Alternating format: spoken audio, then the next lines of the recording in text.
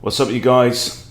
Let's have a bit of fun with the Hartlaub-Charlick Gambit, one of my current favourite lines at the moment, and it's a great way to respond to 1d4.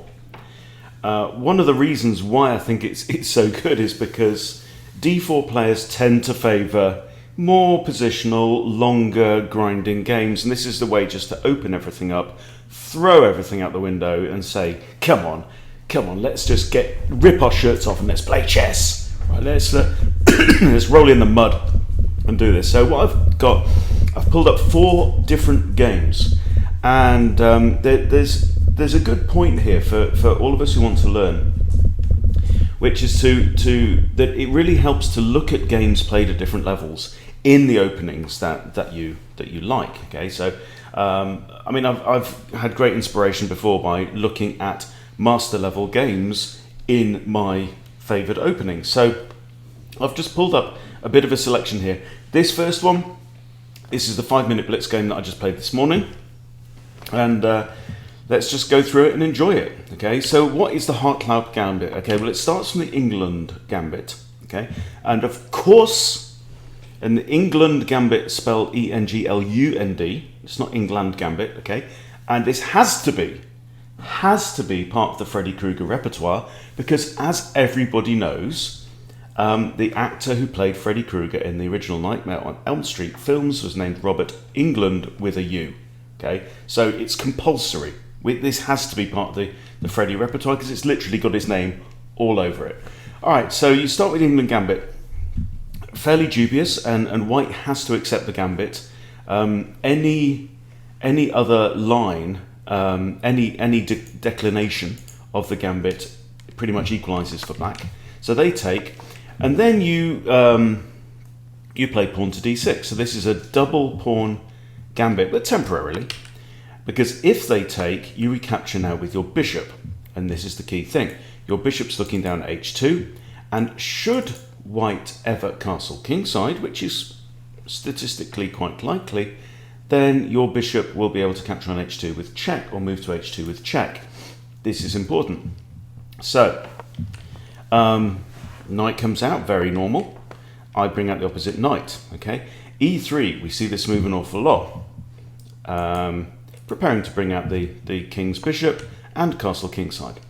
Okay, now I bring my bishop out and pin the knight, because I want to be able to eliminate this knight at some point if I've got ideas about capturing on h2.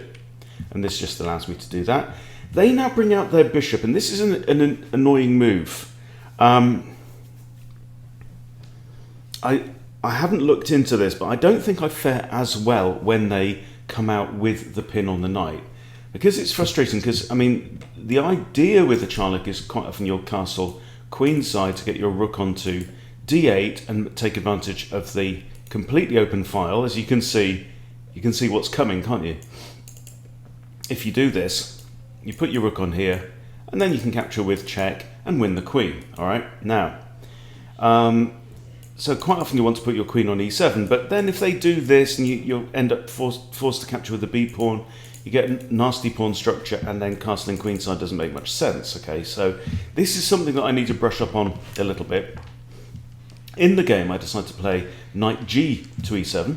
Actually, it would be knight to e7. Knight g to e7, if there was a choice of knights, it can move to e7, but this one cannot legally because it's pinned. So the annotation would be knight e7. White now castles. Okay. And now I put my queen onto d7. Right, so now we're not too worried about this, and I can still long castle if I want. They retreat their bishop. Now, I don't really approve of this move. Yes, it's breaking the pin on the knight, but they've still got minor pieces to develop, and this is move 8. Okay, so I go long, and now pawn to h3 is played. So my next move I play in 2.4 seconds, and it turns out that it was a brilliant move. Okay, but I played this instinctively. So what would you play in this situation in response to h3? So what I see is takes, queen takes. I've won 2 pawns for my bishop, but this is not 2 for 3. Okay, this is not. These pawns are not 1-point pawns. These are 1.5-point pawns at the very least, because they're the pawns in front of the king. Okay, so I immediately snatch at this bishop. White immediately recaptures, 3 seconds, and I just recapture with the queen, 0.1 seconds. Right now, and the game ends very quickly. So, what is white going to do in this situation? The king actually has no squares. The king can't move. He's not got any development, right? His queen side is completely undeveloped now, and so he brings in his knight to here. And I actually had mate in 1 there. I didn't know. Queen takes h2 is mate in 1. Okay, and this is a 1350 blitz play, isn't, you know, no slouch. But then, yeah, I just got overexcited when I saw the discovery against the queen. He moves his king here. I take the queen. He recaptures, and then there you go. And the game's all over in 13 moves, right? So that's how much fun you can have with the Hartlaub-Charlick Gambit. All right, let me show you 3 more, just for shits and giggles. Okay, Craig is our senior instructor at Chess Bootcamp Live, currently rated 2100 in Blitz, or at the time of this game was rated 2100 in Blitz. Similar in Rapid. He's playing somebody rated 1764. This is a 5-minute Blitz game. Let's see how it goes. Now this is the textbook trap that you want to get in the Charlick, okay? So there we go. Charlick accepted. Bishop comes out. Knight, knight. Pawn to e3, as we've seen before. Bishop pins knight. Bishop blocks the pin. Queen e7, castles, castles. All right, and let's see what the next 2 moves are. So basically, if nothing else happens, this bishop is going to take there with check, and lo and behold, we've got discovery against the queen. Okay, in the game, white plays c4. Doesn't really matter what white does. We take here, and they see that their queen is on the ropes and promptly resigns. Okay, now this isn't the end of the world. Because, for example, we could have takes, takes, takes. And white is actually only +1 in material, right? But then I guess we can take that bishop with a threat on the rook as well. So, yeah, not very nice, not very nice. But, you know, sometimes you can end up actually winning the queen but giving up like a rook and a minor piece in return. Okay, so sometimes you will... Sometimes, for example, you'll take the knight here, and then do this. Okay, they take, you take, they take, and yeah, we're +1 in material, and we don't have the extra minor piece here. So actually, the move order that Craig played there, with the immediate capture, was even preferable there, because then we do have this. Or if king takes, let's have a look. See how I'm figuring this out for myself. I'm learning as we go. Yeah, still only +1 here, but you know, we'd all choose black in this situation. Better king safety. Only 1 knight still to develop, and white's king is not in a happy situation. Okay, let's have another couple just for fun. So this is another game that Craig played. Okay, so this is not the classic one. But yeah, I found this from the chess.com Explorer. You can put any user's name in there and play through a line. So here we have Charlick accepted, bishop takes. Right, now, pawn to e4 now. Knight comes out to c6. And here, white here is 2100 blitz player. Okay, this is a 3-minute blitz game, I think, by the look of it. And they played like for the big center with f4. Craig now plays f6, which is interesting. So I guess what he's doing is he's trying to prevent e5 here. Also takes away the natural development square for the knight. Okay, their knight comes out, we pin the knight. Bishop comes out, okay. This is what I saw in my game. How does Craig respond to this? Ignores it. Queen e7. Castles? Castles. So here, if white captures, there's only the b pawn that can capture. Okay, so we have now queen to e2 because white is canny and white has realised that his queen's in the firing line of this rook. So he moves the queen away to e2. However, there's a problem here because now he's walked into a three-way fork. Knight, queen and bishop all under attack. And we've resolved the problem of capturing the knight and having to recapture with b. Okay, this knight is pinned, so cannot capture. So I guess like queen can come here or maybe here, for example, and support the bishop. Queen comes to c4. And now what do you play as black? So in the game, Craig plays knight takes f3, pawn takes, and he doesn't recapture with the bishop. Plays bishop to h3, now hitting the rook. Okay, so where's the rook going to go? If the rook goes here, this is maybe okay. So he's got ideas. White, though, here in 1.4 seconds plays rook to f2, and that is actually White's final move, because after bishop to c5, supported by the queen, we have a pin on the rook, and White just resigns. Having played less than 30 seconds of his 3 minutes, is allocated 3 minutes. So, a really, really good idea to look at games played by stronger players and to look at the ideas in those games as well. So with that in mind, here's one I found, and I found this one by browsing the Lichess Explorer and playing through the moves. And this was at the, like, with 2500 switched on or whatever. Anyway, so this is a 2581 with the black pieces, Sharingan 69 against Chuvak 1603, rated 2450. I don't know the time control on this. Okay. This is played in New York, I think. Anyway, so Charlotte Gambit accepted.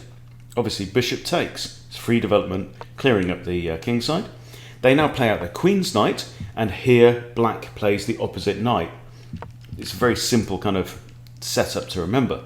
Now they come out and pin that knight. We ignore it and develop the other knight.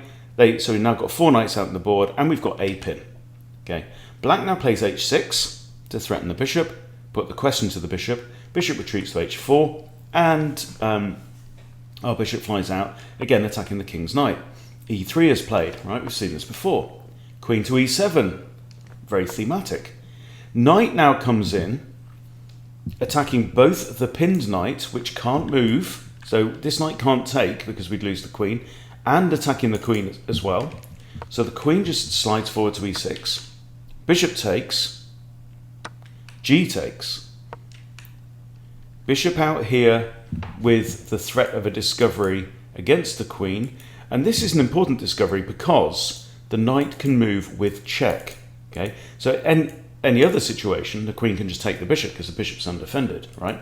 But because the knight can move with check, the queen can't take the bishop. So this is unpleasant. So the queen now moves away to f5. Putting more pressure on this knight. White castles, rook g8, king moves away to h1, and now black castles long. All right, so we've seen a lot of the same kind of moves that we've seen in the other games, just in a different order. Queen comes out now to d3, and now queen takes f3. Queen takes f3 is a beautiful move because if pawn takes, bishop takes, and this I believe is the corner mate. Now we did a session in the advanced group on Chess Bootcamp Live last night with Craig, who was introducing some of the, let's say, the advanced checkmating patterns, like we looked at Greco's mate, hook mate, things like that. I believe this is the corner mate, when you give check in the corner and you've got a major piece controlling the adjacent file. So yeah, pawn cannot take because this is simply checkmate all over. Really nice spot there by black. Black comes in now attacking here, and interestingly, we don't take the bishop, right? If we take the bishop, queen comes in with check. forcing the king to one of these squares. We've also got a knight lurking as well. This could be unpleasant. So we just ignore. Black here just plays bishop to h3, again threatening checkmate. Okay. Bishop takes b7, and what do you do as black? You just slide aside, right? Do not take the bishop. This bishop is now a human shield, right? White is now out of checks. White can't give check. Now, if the king had taken there, White can come in with the queen, come in with a knight, and maybe hope to rescue the situation. But we just do that, and then queen comes into b5 anyway, threatening all kinds of problems, but it's too late. Queen takes g2, checkity mate. Beautiful. Good stuff. So there you go, right? If you're looking for something deeply unpleasant to play against 1d4, and let's just pull it up a little bit on the Lichess Explorer and see how does this do. So F to flip the board, da-dee. Okay. It'd be really nice to see, how well things do at a range of levels. So, well, let's look at everything so far. Okay, all set. So, okay, 2.25 million games played. They capture the pawn. Right. So this is what nearly 2/3 of the time they will capture the pawn, which is correct. Okay. In fact, if let's just look at the eval as well. D takes e5 is plus 1.6 for white. All right. Anything else, knight c3 or c3, is pretty much equalized already for black. So they will take. Okay. And then we're looking at the move d6. D6 is the second most common move here. Right. The classic one is the old England Gambit trap that everyone knows. But d6 is the next most common.